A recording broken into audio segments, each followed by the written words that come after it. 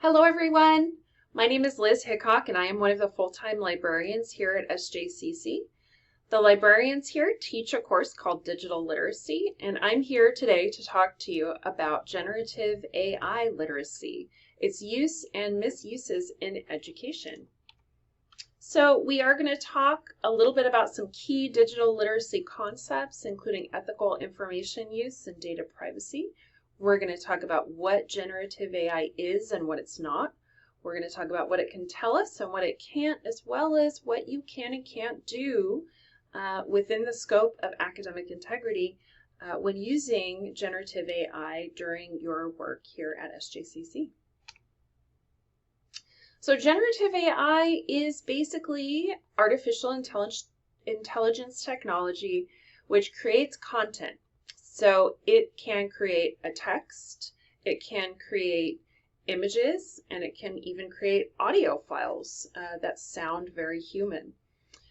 It has been used on customer service lines and chat bots. Now the chat at the library is a real person. That's me and the other librarians, but there are chat bots out there that will answer customer service questions. And that are powered by generative AI. And more people are demanding that that be disclosed, right? That customers should know when they're talking to a robot.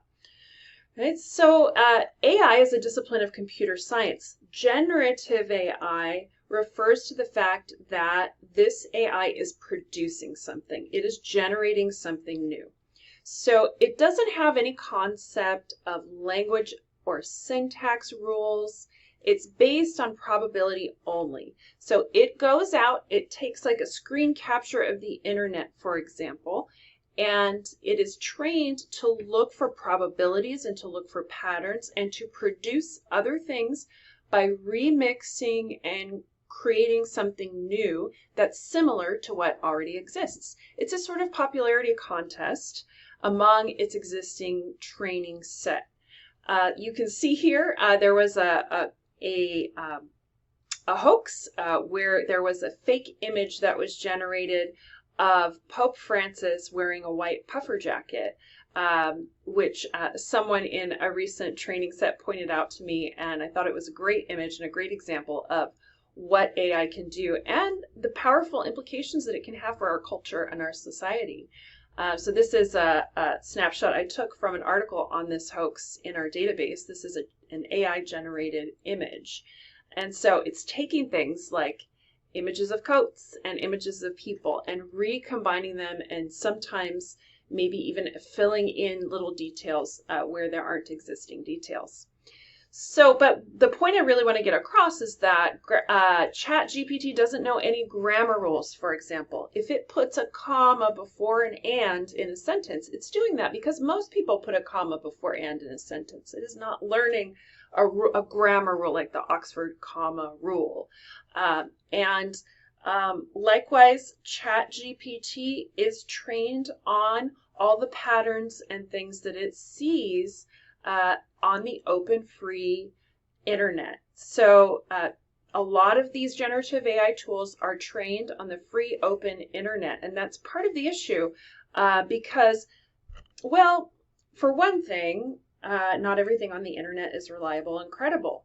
But I'm not here today to tell you everything on the internet is bad.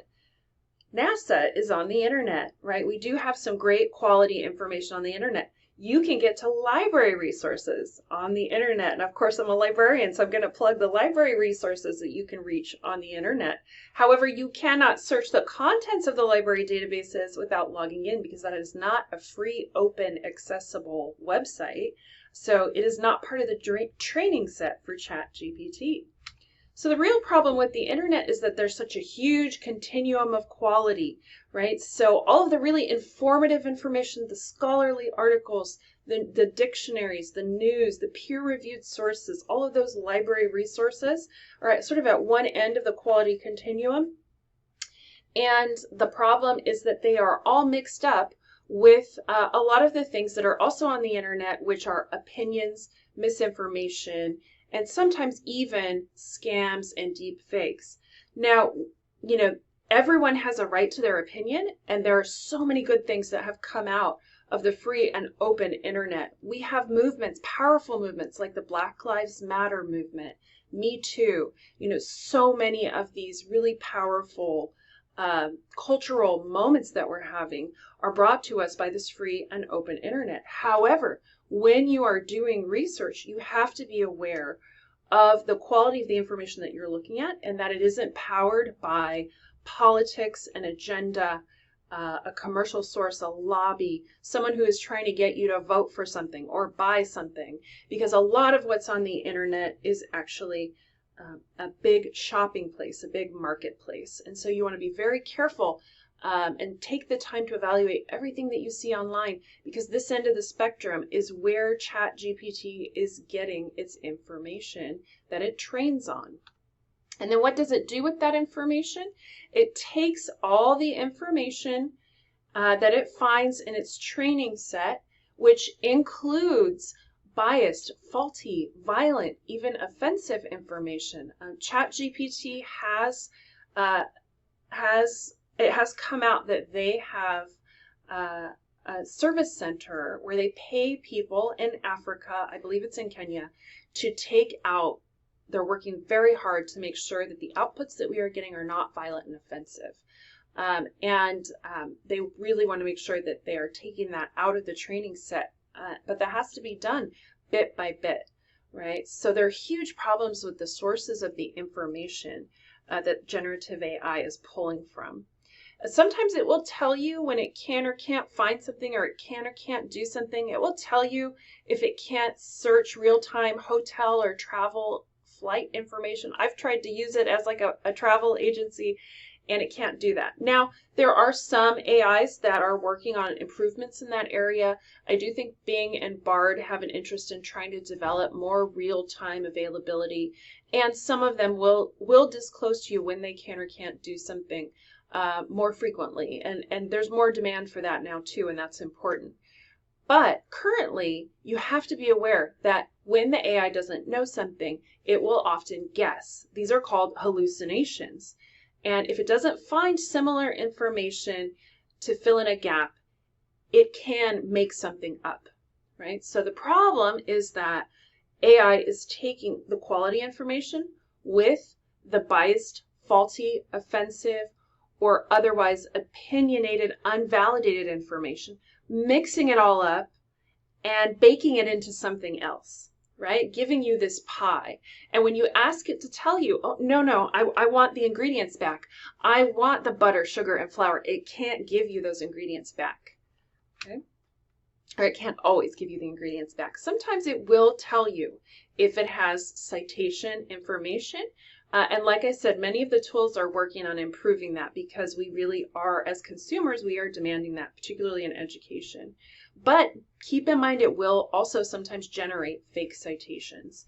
They will be very good fake citations, but if you follow the breadcrumb trails, maybe that's a real expert in that field, but never wrote an article with that exact title.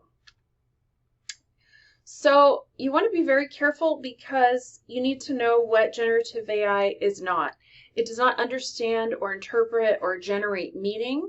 It is not sentient, right? It's not processing this information in any meaningful way.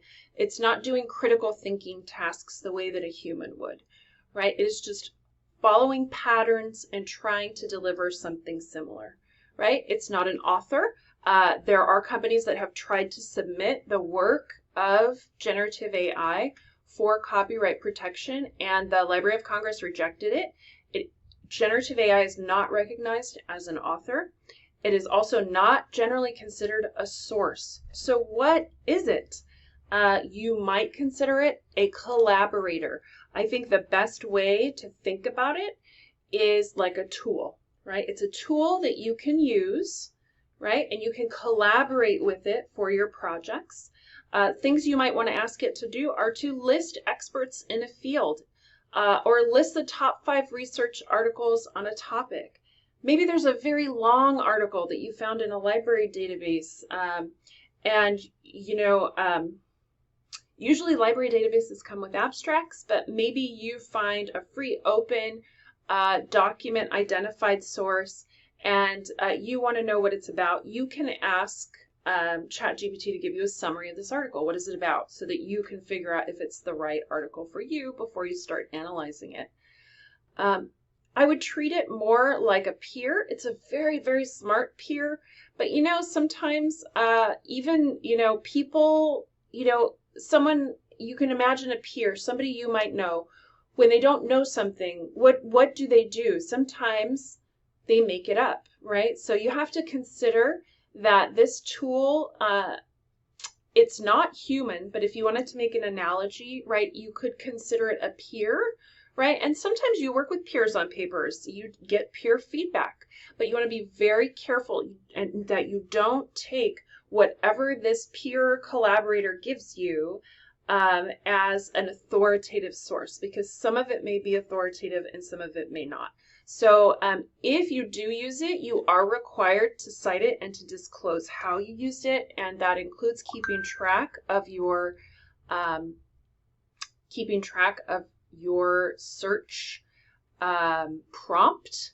So you need to keep very careful documentation, and there is MLA guidance on how to cite AI, and it is as a collaborator, is not as a source. It was as if you were working with a peer and you want to also give them credit.